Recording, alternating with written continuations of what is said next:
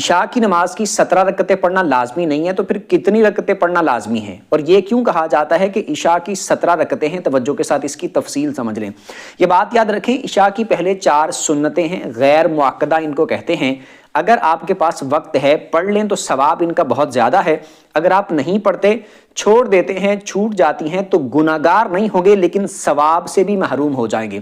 اور یہ عام عقل میں سمجھ آنے والی بات ہے کہ اگر آپ 4 رکعتیں پڑھتے ہیں، نفل کے طور پر بھی پڑھیں تب بھی ثواب اس کا ملے گا، جو نہیں پڑھے گا تو اس کو ثواب نہیں ملے گا۔ تو پہلے والی 4 رکعتیں اگر کوئی چھوڑ دیتا ہے تو گناہ نہیں ہوگا، لیکن پڑھیں تو ثواب بہت زیادہ ہے۔ اور ایک مومن مسلمان ثواب کا حریص ہوتا ہے، وہ چاہتا ہے کہ مجھے ثواب زیادہ سے زیادہ ملے۔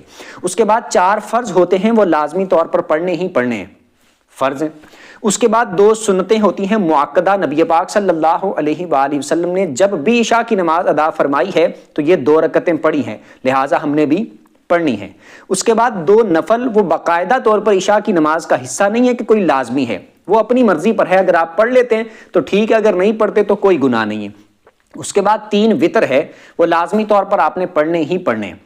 اس کے بعد 2 نفل باقاعدہ طور پر عشاء کی نماز کا حصہ نہیں ہے، وہ اپنی مرضی پر ہے، اگر آپ پڑھیں گے تو ثواب ہے، اگر نہیں پڑھتے تو کوئی گناہ نہیں ہے۔ صرف اس وجہ سے کہا جاتا ہے کہ ایک بندہ جو نماز ادا کرنے کے لیے آیا ہے وہ 2 نفل 2 سنتوں کے بعد اور 2 نفل اگر وتروں کے بعد پڑھ لے گا، تو چونکہ وضو اس نے کیا ہوا ہے، مسجد میں نماز پڑھنے آیا ہی ہوا ہے، تو یہ پڑھ لے گا تو ثواب زیادہ ملے گا۔ باقی روٹین میں علیحدہ سے وہ وقت نکال کے تو نفل نہیں پڑھتا، چلو اب پڑھ لے گا تو ثواب مل جائے گا۔ صرف اس وجہ سے کہا جاتا ہے، باقاعدہ فرض واجب نہیں ہے۔ تو اس طرح یہ 17 رکعتیں کہی جاتی ہیں، لازمی طور پر 17 ہی پڑھنا ضروری ہے ایسا نہیں ہے۔ امید کرتا ہوں کچھ نہ کچھ سیکھنے کو مل گیا ہوگا۔ کمنٹ میں اپنی